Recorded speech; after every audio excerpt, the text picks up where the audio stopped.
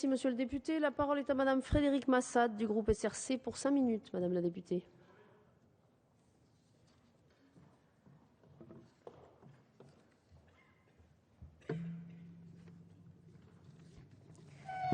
Madame la présidente, monsieur le ministre, madame la rapporteure, monsieur le rapporteur.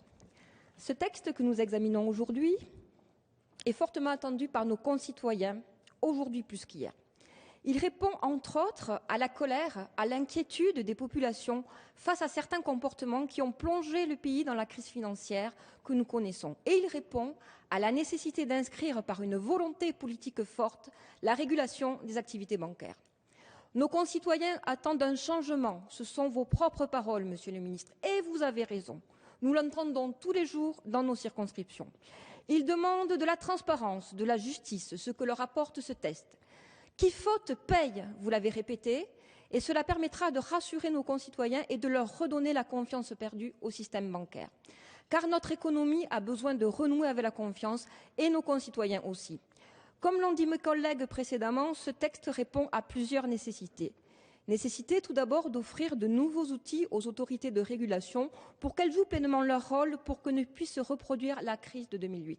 Nécessité de séparer les opérations spéculatives des opérations utiles à nos entreprises ou aux particuliers pour que ceux-ci ne soient plus les victimes collatérales des activités à haut risque des banques. Nécessité ensuite de remettre la finance au service de l'économie réelle et nécessité enfin de protéger le consommateur bancaire. C'est sur cette dernière partie que je souhaiterais m'attarder et je voudrais aussi remercier Clotilde Walter, notre responsable, qui nous a accompagnés dans cette démarche. Car, monsieur le ministre, permettez-moi de vous rappeler que c'est avec cohérence, constance, obstination que les députés socialistes de la Commission des affaires économiques, depuis plusieurs années, travaillent sur ce sujet. Dans ce domaine, nous avons pris acte de plusieurs avancées de ce texte.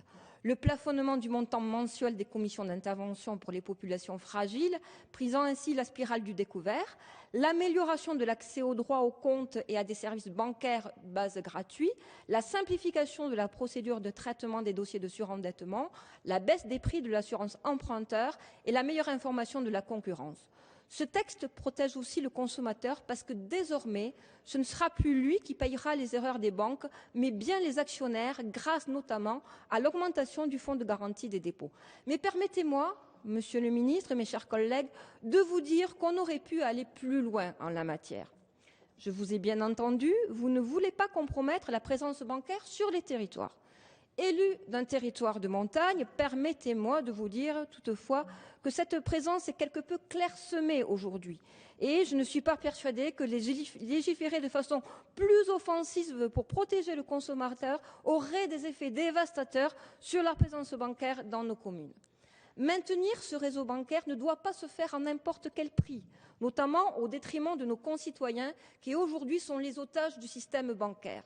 C'est pour cette raison que j'ai déposé un certain nombre d'amendements que nous avions déjà portés avec mes collègues socialistes au sein de la Commission des affaires économiques devant cette même Assemblée lors de la loi consommation fin 2011. Alors il faudra se pencher sur les frais bancaires qui pèsent plus de 15 milliards d'euros et qui peuvent représenter plus de 40% des revenus des banques de détail, mais dont la transparence dans les tarifs et leur inégale augmentation peuvent interroger. Il faudra lever l'opacité qui règne dans ce domaine. Est-il normal que le banquier soit le seul commerçant à ne pas demander son accord au client avant de prélever directement les frais sur son compte?